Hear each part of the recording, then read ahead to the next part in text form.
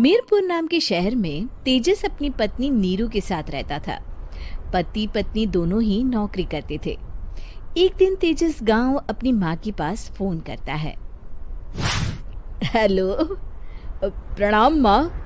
जीते रहो माँ, तुम दादी बनने वाली हो हैं?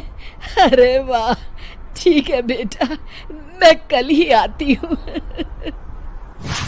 जब माँ जी शहर पहुंची तो बेटे बहू ने बहुत अच्छे से स्वागत किया। लीजिए माँ जी, चाय। अरे गर्मा गर्म पकोड़े ले आओ माँ के लिए। नीरू रसोई में गई और 2 मिनट में ही पकोड़े ले आई। जी ये लीजिए। बहू जादू से बनाए हैं क्या? अभी तो रसोई में गई थी। यम्मी। माँ जी, शीला रसोई में पकोड़े तल रही है, मैं बस लेकर आई। हे भगवान, मेरा धर्म भ्रष्ट कर दिया तूने। अब तो गंगा जल से शुद्धिकरण करना होगा। दूसरे दिन, माँ जी मैंने नाश्ता बना दिया है, ऑफिस जा रही हूँ। पर अभी तो घर का सारा काम पड़ा है। शीला आती ही होगी, झाड़ू पोछा बर्तन कपड़े वो सब कर लेगी। हमारे जमाने में घर का सारा काम हम ही करते थे। जी माँ जी, आप बहुत होशियार हैं, मैं घर ऑफिस दोनों नहीं संभाल पाती। तो जरूरत क्या है घर से बाहर जाकर चाकरी करने की? वैसे भी घर का काम खुद करने से घर में बरकत आती है, समझी? पर माँ जी।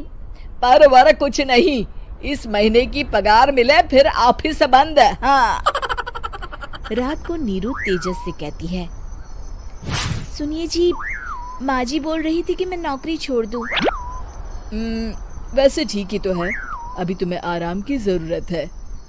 फिर भी आराम कहाँ, शीला को छुड़ाने के लिए बोल रही थी। तो अब 24 घंटे में इतना काम तो कर ही सकती हो। पर जॉब पसंद है मुझे, घर पर मन नहीं लगेगा। अगले दिन जब दोनों ऑफिस के लिए निकल रहे थे, मेरी तो कोई कीमत ही नहीं है इस घर में।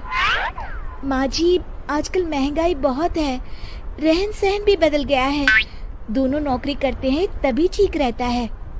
अच्छा, तू कहना क्या चाहती है? मेरा बेटा तुझे बिठा के खिला नहीं सकता? तू ही इस घर का खर्च चला रही है, हैं? नहीं माँ जी, मेरा वो मतलब नहीं था। मतलब खूब समझती हूँ, ये बाल धूप में सफेद नहीं किए मैंने। हाँ। अब तो ये रोज का काम हो गया था। तेजस भी रोज की झिकझिक से परेशान हो गया था। एक दिन उसने कहा, नीरू, वैसे भी तुम्हें मैटरनिटी लीव मिलने वाली है, तो अभी से ही छुट्टी ले लो। पर क्या, मेरी सैलरी अच्छी खासी है। आखिर नीरू ने रिजाइन कर दिया। जब बच्चा हुआ तो घर में सब बहुत खुश हुए। कुछ दिनों बाद तेजस फाइल देख रहा था। क्या हुआ तेजस, कुछ परेशान लग रहे हो? अब हाँ, वो हमारी जितनी सेविंग्स थी वो तो हॉस्पिटल में और छठी के फंक्शन में खत्म हो गई है नीरू। और अभी वैसे मंदी चल रही है तो मैं बोल रही थी कल मुन्ना को हेपेटाइटिस का टीका लगवाना है। नीरू, क्या पोस्टपोन नहीं कर सकते? नहीं जी, बिल्कुल नहीं। अब तेजस को समझ में आ रहा था कि उससे गलती हुई है। पैसों की कमी का असर घर के माहौल पर भी पड़ रहा था। अगले दिन, बेटा मेरा चश्मा और ये दवाइयाँ ले आना, पर्चा देते हुए माँ जी ने कहा। जी।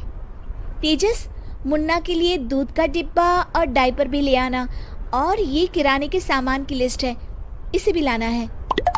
तेजस गुस्से में लिस्ट मरोड़कर फेंकता है और चिल्लाता है, पैसे क्या पेड़ पर उगते हैं? ये ले आना, वो ले आना। अरे पर ये जरूरत का सामान ही है। वो गुस्से में बिना कुछ कहे ऑफिस चला गया। अरे अरे लंच तो ले जाइए। नीरू दौड़कर डिब्बा पकड़ाती है। एक दिन खाना खाने के बाद, नीरू, अब तो मुन्ना कुछ बड़ा हो गया, तो अब तुम वापस ज्वाइन कर लो ना जॉब। पर इस रिसेशन में जॉब मिलना बहुत मुश्किल है। ट्राई तो करो। फिर मुन्ना, माँ जी है ना, और एक फुल टाइम मेड भी लगा लेंगे। पर माँ जी, उन्हें तो पसंद नहीं। तभी माँ जी वहाँ आ जाती है और प्यार से नीरू के सर पर हाथ फेरते हुए बोलती है, अब मेरी समझ में आ गया बहू, पहले के और अब के समय में अंतर है।